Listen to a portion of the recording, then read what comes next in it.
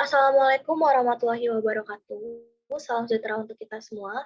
Perkenalkan kami dari kelompok 7 akan mempresentasikan hasil kerja kami mengenai proposal proyek kami yang berjudul Program Vaksinasi Gratis Tingkat Kelurahan dalam Rangka Penanggulangan Pandemi COVID-19. Sebelum memasuki materi apa saja yang akan kami presentasikan, saya akan memperkenalkan kelompok 7, rekan-rekan saya yang terdiri dari saya sendiri, Elizabeth Emma, dan rekan saya, Lydia Sari Hasibuan, Hanifa Bilkis, Hana Aisyah Putri, dan Yulia Zahutna. Next. Ya. Pada slide berikut ini kami tampilkan tentang latar belakang mengenai pelaksanaan vaksinasi COVID-19. Dibutuhkan perencanaan yang komprehensif agar mutu pelayanan dan cakupan vaksinasi COVID-19 meningkat dan merata. Proses penyusunan perencanaan kebutuhan vaksinasi COVID-19 dilakukan masing-masing administrasi pemerintahan dan fasilitas pelayanan kesehatan. Dengan perencanaan yang baik, diharapkan kegiatan pelaksanaan vaksinasi dapat berjalan dengan baik. Perencanaan kebutuhan vaksinasi COVID-19 disusun dengan memperhitungkan data atau jumlah sasaran, fasilitas pelayanan kesehatan atau pos pelayanan vaksinasi, tenaga pelaksana kebutuhan vaksinasi, peralatan pendukung dan logistik, baik untuk vaksinasi program maupun vaksinasi gotong royong. Next. Permasalahan program proyeksi.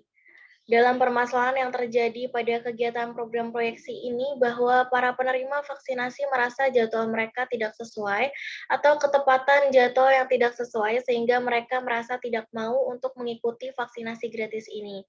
Dan juga kurangnya pelayanan yang diberikan kepada penerima program vaksinasi gratis ini mengenai efek setelah vaksinasinya. Slide selanjutnya akan dibacakan oleh Lydia. Selanjutnya, perencanaan program. Nama dan bentuk program. Nama program yang dimaksud adalah program bantuan COVID-19 berupa vaksinasi gratis. Bentuk dari program ini adalah untuk menganalisa kebutuhan dasar pengguna vaksinasi gratis berdasarkan kelompok kepengurusan yang terbagi menjadi 2 kelompok. Berdasarkan kelompok kepengurusan tersebut antara lain masyarakat, pengguna, dan pengurus program vaksinasi yang terbagi menjadi 4, yaitu dokter, perawat, pegawai, dan petugas administrasi. Next.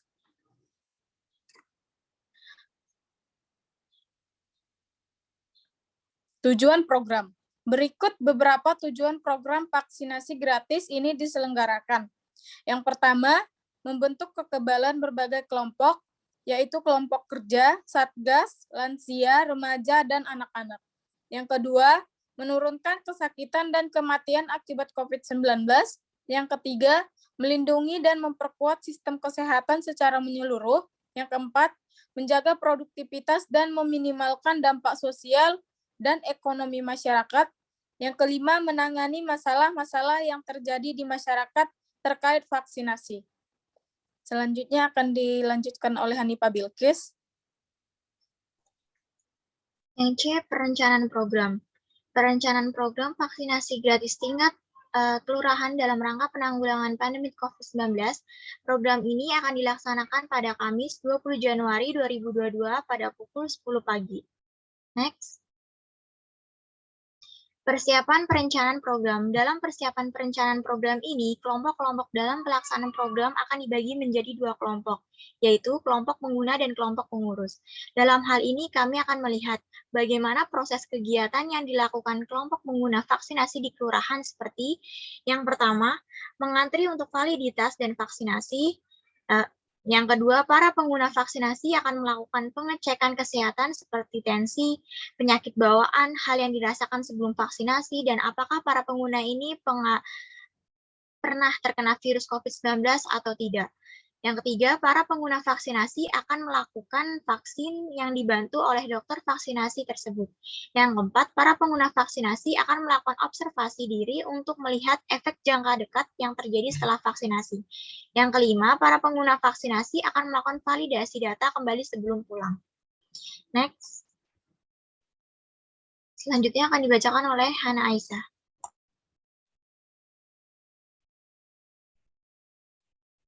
Pemrograman.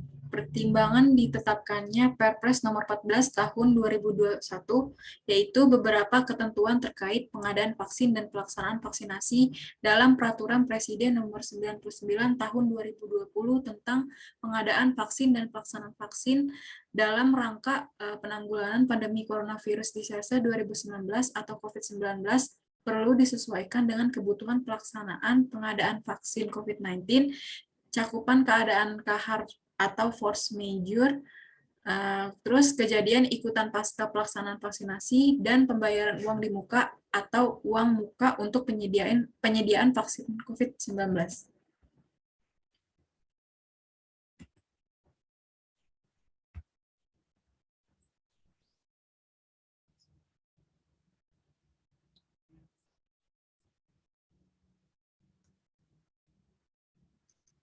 Sini ada Perpres 21 2021. Sorry.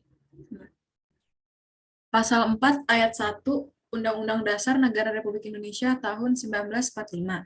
Yang kedua ada Undang-Undang Nomor 2 tahun 2020 tentang penetapan peraturan pemerintah pengganti Undang-Undang Nomor 1 tahun 2020 tentang kebijakan keuangan negara dan stabilitas sistem keuangan untuk penanganan pandemi coronavirus disease 2019 atau COVID-19, atau dalam rangka menghadapi ancaman yang membahayakan perekonomian nasional atau stabilitas sistem keuangan menjadi undang-undang atau Lembaran Negara Republik Indonesia tahun 2020 nomor 134 tambahan Lembaran Negara Republik Indonesia nomor 6516. Yang ketiga ada Peraturan Presiden nomor 99 tahun 2020 tentang pengadaan vaksin dan pelaksanaan vaksinasi dalam rangka penanggulangan pandemi coronavirus disease 2019 atau COVID-19, Lembaran Negara Republik Indonesia tahun 2020 nomor 227, sebagaimana telah diubah dengan Peraturan Presiden nomor 14 tahun 2021 tentang perubahan atas Peraturan Presiden nomor 99 tahun 2020 tentang pengadaan vaksin dan pelaksanaan vaksinasi dalam rangka penanggulangan pandemi coronavirus disease 2019 atau COVID-19, Lembaran Negara Republik Indonesia tahun 2021 nomor 66. Di sini ada bentuk program. Yang pertama itu ada kegiatan ini menganalisa kebutuhan dasar pengguna berdasarkan kelompok kepengurusan. Dalam rincian klasifikasi aktivitas atau kegiatan yang ada di dalam program vaksinasi gratis di kelurahan secara umum menurut penggunanya. Yang ketiga ada implementasi program. Yang pertama, mendata seluruh pengguna vaksinasi gratis di kelurahan dan klasifikasikan berdasarkan kelompok umur dan jenis vaksinnya. Yang kedua, mengamati berbagai kegiatan vaksinasi gratis di dalam kelurahan dan melihat tingkat keefektivitas di dalam program tersebut berdasarkan fasilitas, pelayanan, dan kualitas lingkungan di dalamnya tersebut. Yang ketiga, ada dana bantuan dan berbagai jenis vaksinasi yang diberikan oleh pemerintah kepada penanggung jawab kelurahan akan dipantau dalam penggunaannya, apakah sesuai dengan data yang diberikan dan juga dosis yang digunakan dengan cara membuatkan laporannya. Lanjut, Julia. Selanjutnya adalah penganggaran. Penggunaan anggaran bantuan COVID-19 dalam bentuk vaksinasi gratis. Yang pertama adalah penyerahan bantuan non-tunai kepada pengguna vaksinasi gratis. Sasarannya ialah 100 pengguna per hari dengan dosis sebanyak 2 dosis dan anggaran sebanyak 10 juta per hari. Yang kedua adalah penyerahan bantuan non-tunai kepada pihak pengurus vaksinasi gratis untuk penunjang perawatan fasilitas untuk meningkatkan kenyamanan pengguna vaksin gratis.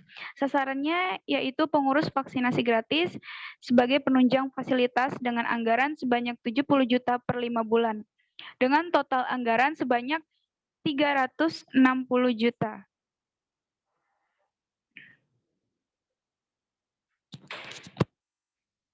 Selanjutnya adalah kesimpulan. Dengan adanya program bantuan COVID-19 berupa vaksinasi untuk masyarakat ini bisa memberikan dampak yang cukup signifikan bagi para masyarakat. Karena dengan adanya bantuan vaksinasi gratis ini, masyarakat bisa menjaga diri dari virus COVID-19 dan masyarakat pun tidak perlu mengeluarkan biaya yang besar karena vaksin ini gratis.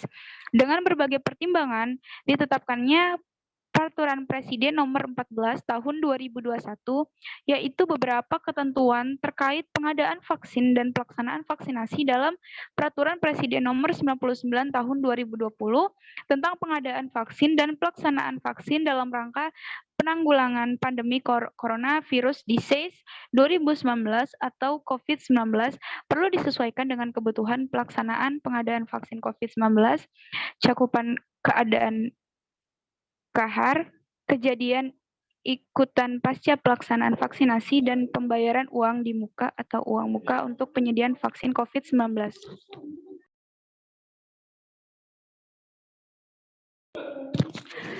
Sarannya yang pertama adalah pihak kelurahan perlu memiliki program pengembangan SDM di dalam kepengurusan untuk meningkatkan skill di dalamnya agar tidak terjadi kesalahan-kesalahan yang fatal. Yang kedua, pihak kelurahan perlu memiliki pelayanan sosial dasar yang baik seperti keramahan, ketanggapan, dan membuat nyaman para pengguna vaksin gratis.